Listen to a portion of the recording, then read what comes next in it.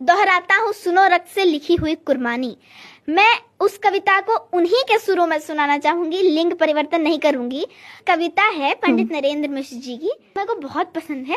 And आपने रानी पद्मिनी का नाम सुना होगा। सुना है। तो जब वहां से खिलजी का पैगाम आया था कि रानी पद्मिनी को लाओ नहीं तो मैं रावल रतन सिंह को मार दूंगा, तब वहां क्या हुआ था, पंडित नरेंद्र मिश्र जी मेवाड़ी हैं, उन्होंने लिखा है, तो मेरे को बहुत पसंद है, मैं आपको सुनाना चाहूंगी। बिल्कुल। कविता है कि दोहराता हूँ सुनो रक्त से लिखी हुई कुर्बानी, जिसके कारण मिट्टी भी चंदन है राजस्थानी।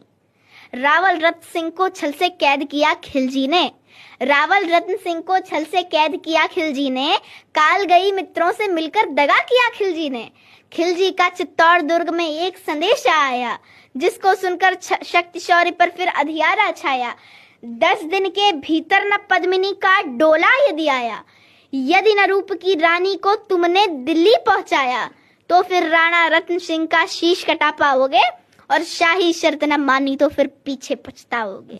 यह दारुण संवाद लहर सा दौड़ गया अंबर में। ये कविता थोड़ी लंबी है। यह दारुण संवाद लहर सा दौड़ गया अंबर में, यह बिजली की तरह छिदित सा फैल गया अंबर में। महारानी हिल गई, शक्ति का सिंहासन डोला था सतत्व मजबूर, जुल्म विजय ईश्वर में बोला था।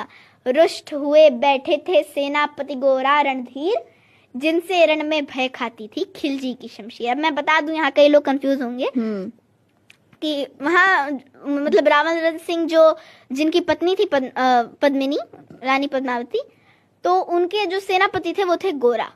तो क्या हुआ कि वहां से खिलजी का मतलब, खिलजी आप जानती हैं बहुत दुष्ट था, तो वहां से उसका मतलब संधि के लिए आया, मतलब निमंत्रण आया, और गोरा ने बहुत समझाया कि अच्छा नहीं है उसके यहाँ जाना, आप मत जाइए। तो उन्होंने उसको बोल दिया कि तू तो बहुत तुच्छ है, क्यों तू क्या जानता है राजनीति, और ये सबको बोल दिया। और गोरा जी बहुत दुखी हो गए, बाकी सब उनकी संधि नीति की वजह से कि वो किसी की बात नहीं सुन रहे थे, चले गए।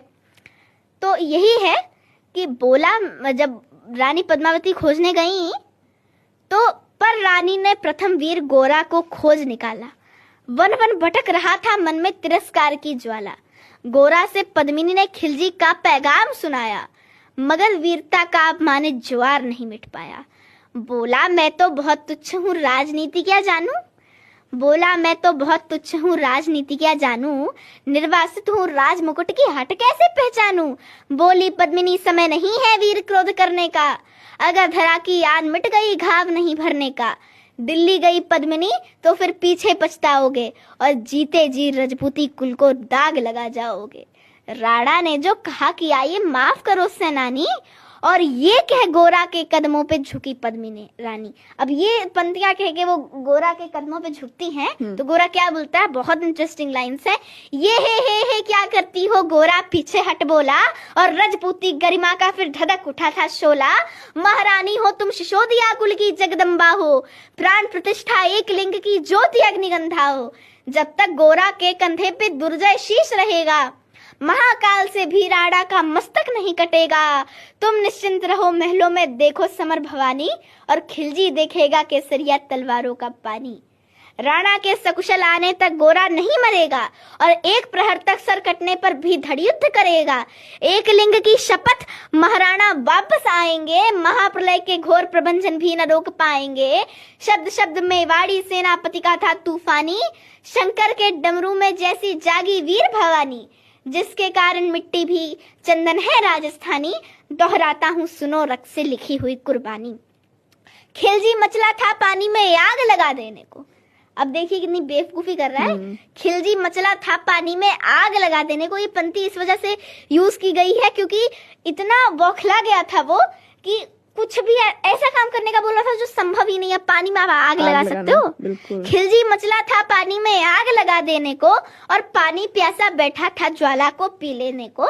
गोरा का आदेश हुआ सज गए 700 डोले, और बाकुरे बादल से गोरा सेनापति बोले, खबर भेज दो खिलजी पर पद्मिनी स्वयं आती है, अन्य 700 सखिया भी वो संग लिए आती है। एक एक कर बैठ गए सज गई डोलियां पल में, और मर मिटने की होड़ लग गई थी मेवाड़ी दल में। हर डोली में एक वीर था 4 उठाने वाले, हर डोली में एक वीर था, 4 उठाने वाले, और 5 ही शंकर की गण की तरह समर मत वाले। बजा कूच का शंख, सैनिकों ने जयकार लगाई, और हर हर महादेव की ध्वनि से 10 दिशा लहराई। कर अंतिम प्रणाम घोड़ों पर चढ़े सुबट अभिमानी, और देशभक्त की निकल पड़े लिखने वे अमर कहानी। जिसके कारण मिट्टी भी चंदन है राजस्थानी, दोहराता हूँ सुनो रक्त से लिखी हुई कुर्बानी। अब थोड़ा सा और बचा सुनिएगा, बहुत मजेदार है।